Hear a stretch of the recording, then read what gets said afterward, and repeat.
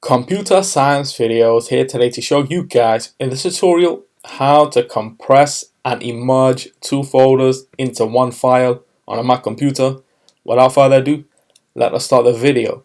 So in this tutorial, you need to have access to a Mac computer, be able to merge two folders together. So we can now start this tutorial. So now let's focus on the two folders on the desktop. Let's just highlight these two folders, right click and compress two items. That should have now turned into a zip file. So this is just one file now. If we double click on the archive.zip, click on the archive folder, and both folders have now merged together into one folder. There's also an alternative method to do this. If we highlight again, right click, new folder with selection,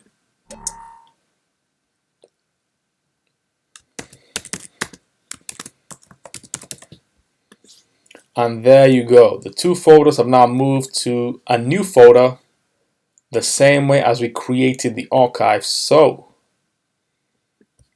we can now quit Finder once, twice. And so that's it for this video. I'll see you guys in my next tutorial. Thanks for now.